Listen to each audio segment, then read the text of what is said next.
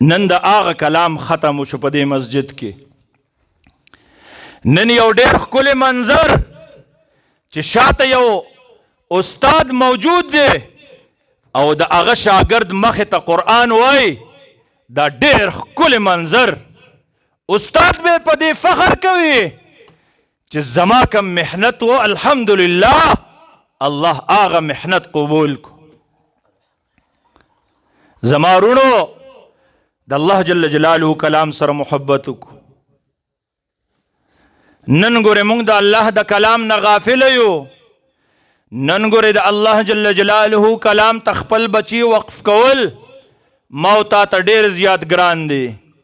زما وروڼو الله موږ له داسې علما را کړي دي، الله موږ له داسې قرا را کړي دي.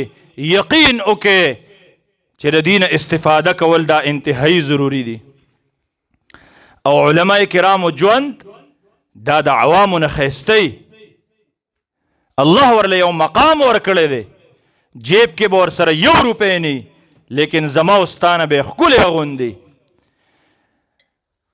الله جل جلاله په مال باندې وعدې نه دی کړی.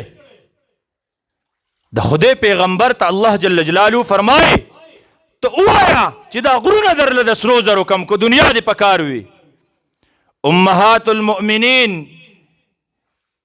یو پیره شکایت کوي رسول الله صلی الله علیه وسلم ته، وی مونږ له څه مال پکار دی. الله جل جلاله په قرآن کې رسول الله صلی الله علیه وسلم باندې وحی نازل کړه. وی دی ته ووایه چې ما اخلی کو مال اخلی. فتعالین امتعکن و اسرحکن سراحا جمیلا. مال خو پکار دی کنه، زه خو پکارم، مال بدل درکم په صحیح طریقې سره خو با رخصت کم. امهات المؤمنین وی د خدای پیغمبر زمونږ مال نه دی پکار. نبی علیہ الصلوۃ والسلام چې کم محنت په خپل اولاد کړی دی، زما وروڼو د نبی علیہ الصلوۃ والسلام وارثان بم انشاءاللہ په دغه حال باندې روان وي. او یاد ساتئ فاطمه رضی الله تعالی عنها د جنت د زنانو سرداره، هغه څومره تکلیفونه هغې برداشت کړي دي، لیکن الله ورله کم مقام ورکړی دی. زما وروڼو نن حال وګورئ، د قرآن نه داسې غفلت دی زما او ستا چې نن د بازارونو حال وګورئ، داسې حال دی چې موږ له حیا راشي. دغه بازار کې موجودګي زمونږ او ستاسو دپاره داسې ده لکه د جهنم په کناره باندې چې موږ او تاسو ګرځو. دا ولې؟ دا ځکه چې نن اولاد ته موږ هغه تعلیم نه دی ورکړی. یو پیره فاطمه رضی الله تعالی عنها ډېره زیاته خفه ناسته ده. په ترمیزی کې ابي داود کې روایت موجود دی، ډېره زیاته خفه ناسته ده، د مرګ وخت یې رانږدې دی، طبیعت ډېر زیات ناساز دی. یو صحابیت یې تپوس کوي، وی ای فاطمه ولې ستا دا حال ماته نن داسې ښکاري؟ فاطمه رضی الله تعالی عنها ورته وایي، وی زه ځکه خفه یم کو ماله مرګ راغی او ما دا سړیان وړي نو زما جسم به په کټ کې ښکاري. زه ډېره زیاته خفه یم ځکه چې ما ډېره زیاته پرده کړې ده. هغې صحابیه په زړه کې یو درد پیدا شو.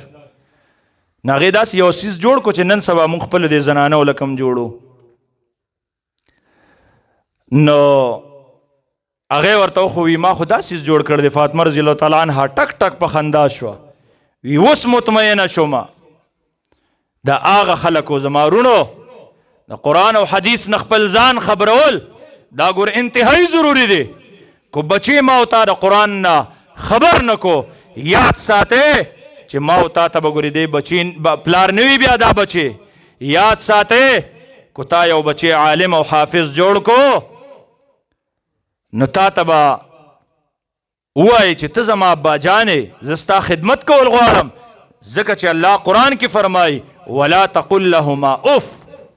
او ګورې دا خبرې زه د ځان نه نه کومه، د الله په کلام کې موجود دی.